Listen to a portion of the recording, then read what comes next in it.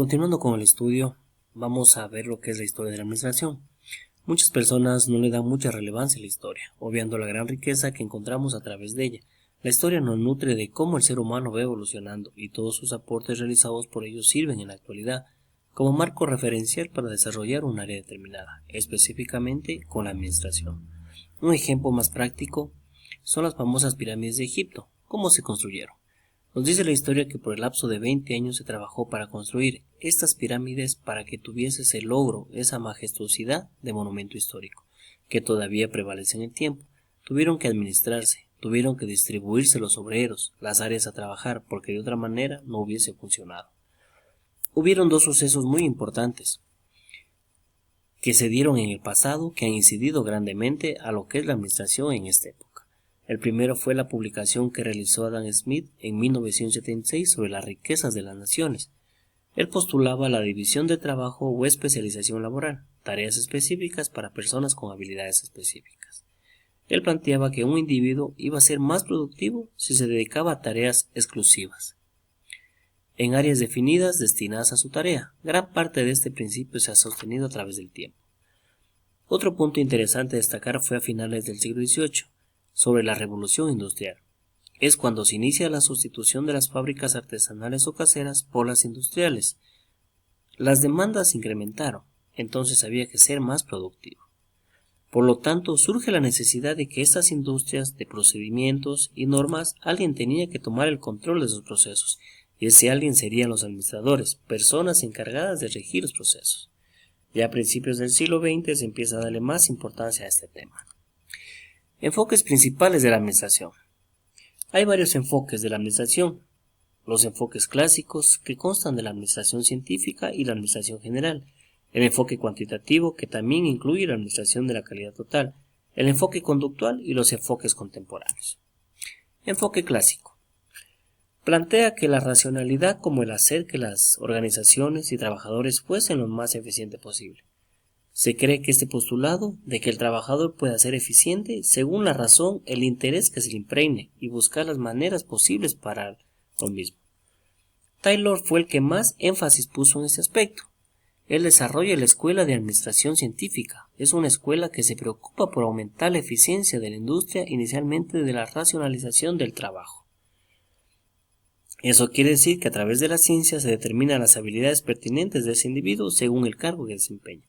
Seleccionando científicamente a ese individuo, capacitarlo para que sea un especialista en el área. Eso quiere decir perfeccionando su trabajo. Y sobre todo se pide que coopere con los demás empleados. También se presenta en esta teoría la división del trabajo. Las responsabilidades casi de forma equitativa entre la administración y los administradores. La responsabilidad del administrador es determinar, colocar y al trabajador donde esté más capacitado. Si vemos actualmente muchas empresas y si nos ponemos a analizar este enunciado, nos daremos cuenta cuánta falta de teoría se da, que no se aplica este enunciado. Personas que están subutilizadas, que se encuentran en un área administrativa cuando pudieran estar en un área operativa y siendo mucho más productivos.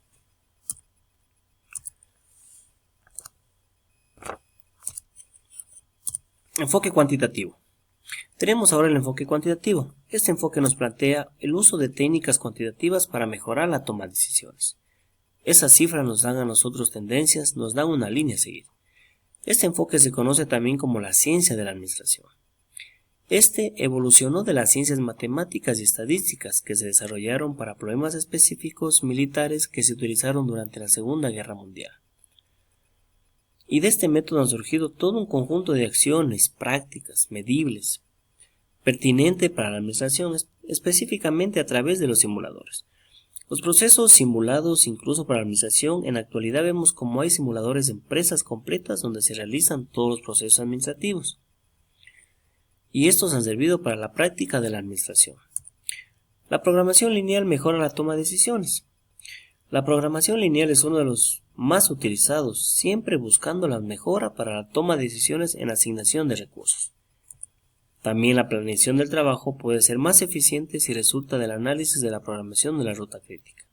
De igual manera, la planeación del trabajo resulta ser más eficiente cuando se realiza a través de un estudio de ruta crítica.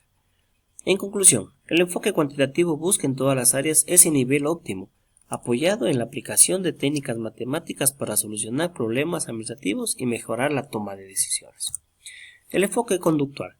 Este enfoque se lo conoce también como comportamiento organizacional, al campo de estudios que investiga las acciones de la gente en el trabajo, o sea, su comportamiento, cómo rinden, por qué rinden, qué lo motiva, qué lo hace más eficiente, incluso qué lo desmotiva. Todo este tipo de inquietudes surgieron del comportamiento organizacional, el trabajo en equipo, la confianza, el nivel de tolerancia. Algunos tratadistas de este postulado fueron, entre los más importantes son Chester Barnard en 1930. Él decía que las organizaciones eran sistemas sociales que necesitaban cooperación. Creían que el trabajo del gerente era ser ese comunicador, estimulador, para que se logren niveles altos de rendimiento, y además indicó que las organizaciones eran sistemas abiertos. Robert Owen, al final del siglo XVIII, postuló sobre la existencia de un centro. Este era un centro de trabajo ideario que había que invertir en la gente. Eso quiere decir que si los miembros de una organización no están en un nivel óptimo, la organización no alcanzaría los objetivos planteados en un principio. El enfoque contemporáneo.